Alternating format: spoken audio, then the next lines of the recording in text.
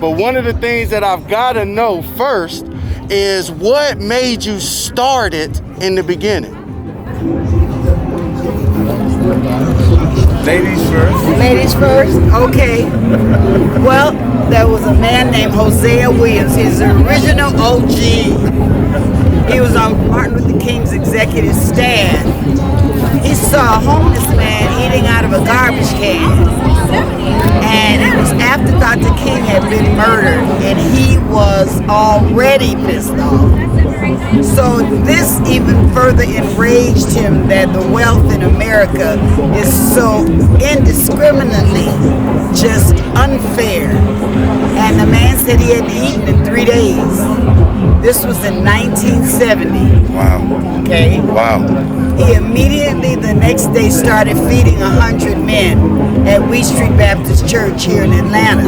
But then the face, over the years, the face of homelessness changed. First it was single men.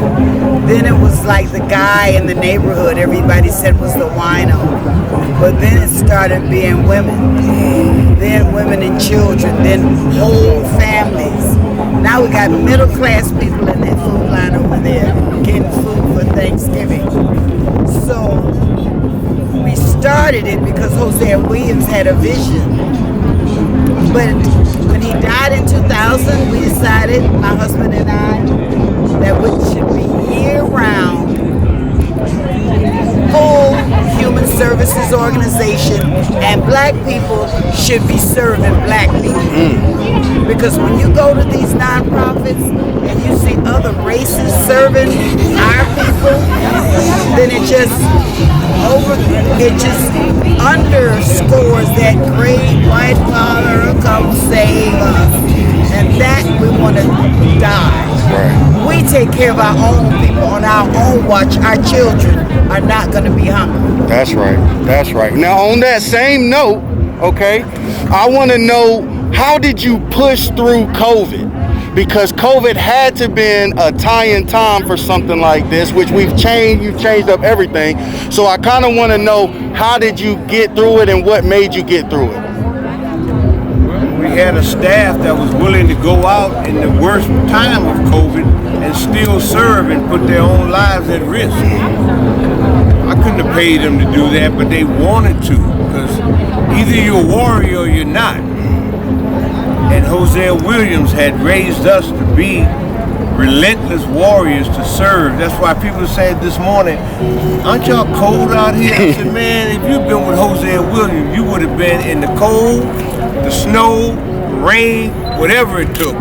Because that's what he came through. He taught us that. So when COVID was at its worst and other people were closed up, HOSEA Williams' grandson was leading the march. HOSEA III, who bears that legacy in his name, was taking our team out to complexes and bringing food to people where other organizations didn't want to touch it. That's why we were able to continue, because we got warriors over there who are real heroes and not phonies, not pretend people. Yes. So we never stop. And don't be fooled. This is a business. The ministry takes money. So we had to have audit. We get all of we have a board. We have a strategic plan. We operate like a business. And we had all that ready when the earmark money came from Washington. And we were able to take some of that money, put people in hotels, serve people from Hurricane Ida,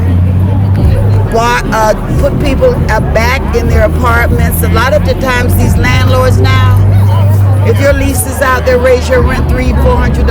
Ready to kick you out. So we were able to qualify. So you have to dot every I and cross every T. And we were clean as a whistle. And so we qualified for some of those grants that may be gone now, but that pushed us through COVID. Plus the people who had the money, they weren't willing to go out and do it. There was, who will do it? Send me, Isaiah said. And that's what happened. The same thing with Katrina. When the Katrina people came to us after the flood, the city said, well, we got the money, but we don't want to deal with it. They gave us the money because they said, y'all are willing to deal with it. And the problem, that's the key. You got to make yourself available. The problem with that money, though, is that it's only 8% admin. So all the rest of it goes straight through the organization to the people. But you still got lights, phone, rent at your. We have a new warehouse that we just raised $2 million and built it. So how do you get that money? True. So you're constantly chasing funds. Yeah. Even though you got the rich here in Atlanta, even though you got all these entertainers and sports people and all of that, you got an organization like us that serves 51,000 people a year, and they don't see us yet. We should never have to be struggling for money when they know you're on the front line. But the consciousness, if your heart is not right, you're not conscious, then you don't know. And I think we're living in a city that can be unconscious sometimes about what's important. Even though millions and millions of dollars are here, doesn't mean people got a heart for the poor, for the widows, the orphans, the homeless, the old man out there on the street. Everybody don't feel the same way you and I do about, man, this guy's hurting, let's help him out. Everybody doesn't feel that. That's right. Man, he better help himself get up out the gutter. That's right.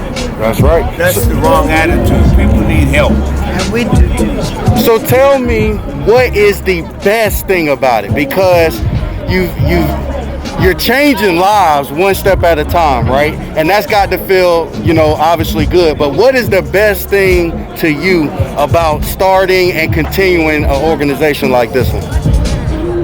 That is such a good question. It really is. What is the best thing about it? For me, the best thing is that when I lay down and close my eyes for the last time,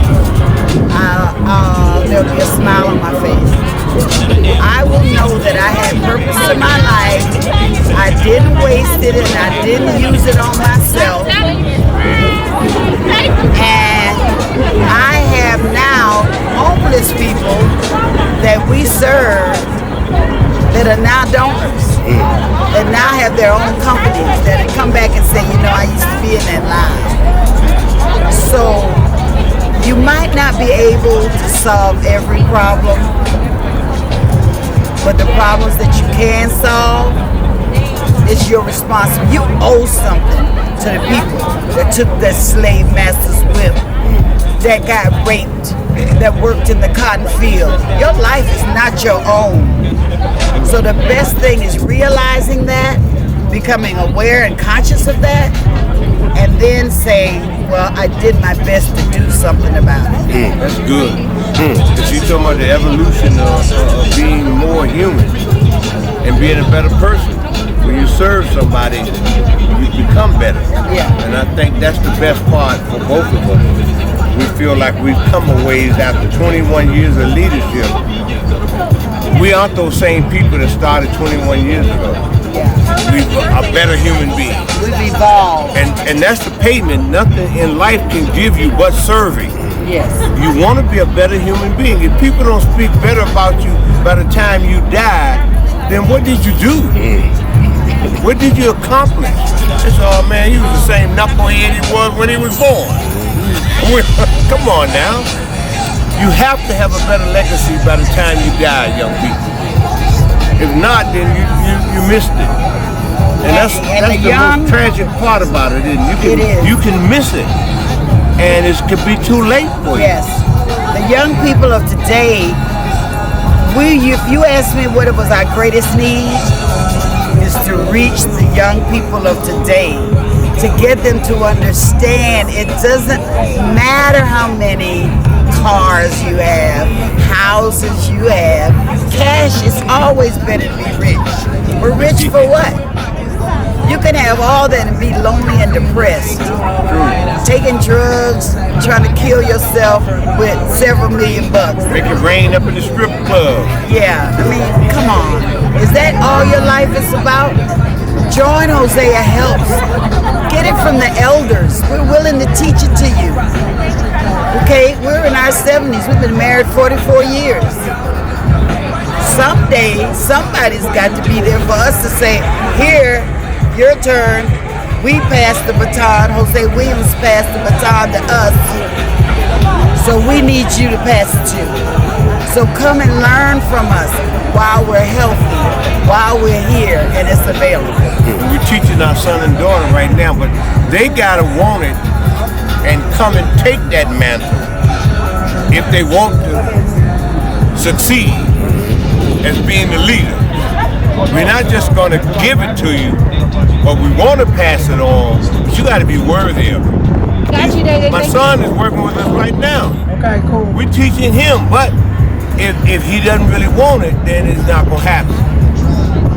We wanted to go ahead and be leaders. Or we would have walked away and gone and had our own career, man. Said, man, go on, forget all this.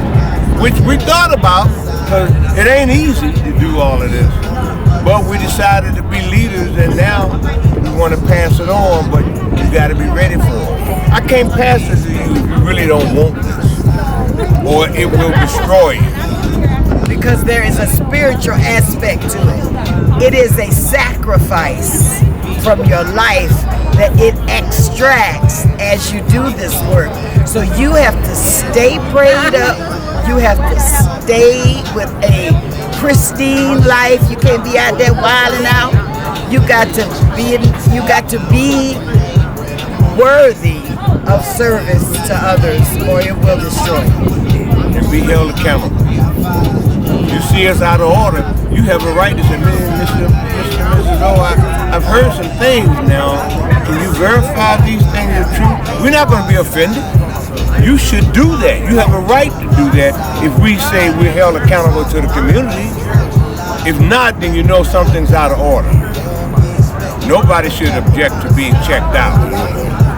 We owe the community that. We owe Hosea Williams, Dr. King, C.T. Vivian, John Lewis, Joseph Lowry, Michael Langford. We owe all these great people something.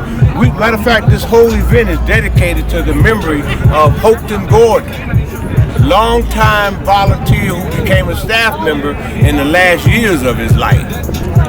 This is dedicated to him because he died suddenly, but he gave his life to serve. He'd be right over there in the mix of things right now, had not his time come.